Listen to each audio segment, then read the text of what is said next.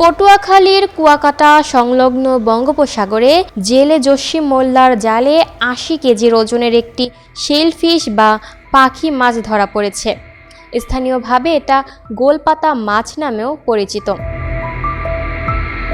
রোববার ১৬ নভেম্বর ভোর রাতে মাছটি পটুয়াখালীর কুয়াকাটা মৎস্য মার্কেটে বিক্রির জন্য নিয়ে আসলে মাছটি এক নজর দেখতে ভিড় করেন স্থানীয় উৎসুক জনতা।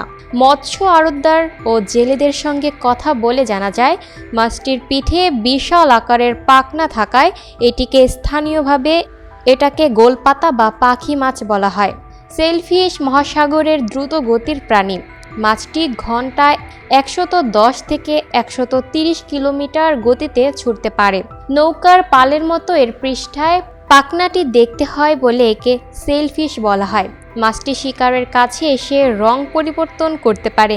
স্থানীয় মৎস্য ব্যবসায়ী নাসির মুন্সি বলেন, উপকূলে এসব মাছের চাহিদা না থাকায় তেমন একটা দাম ওঠে না।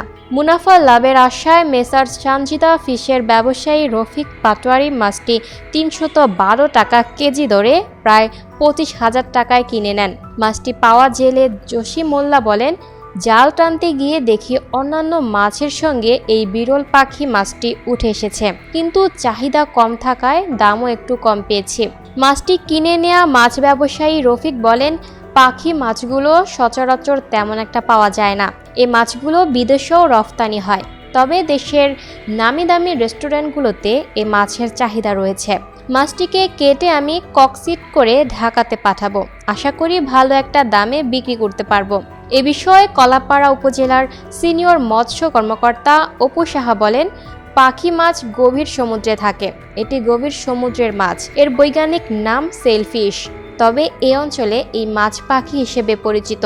খেতে খুব সুস্বাদু। বিদেশে পাখি মাছের চাহিদা রয়েছে, তাই রফতানি হয়ে থাকে। এছাড়াও এই মাছের পুষ্টিগুণ মানবদেহের জন্য উপকারী। Lucky Akter, up to date news, Dhaka.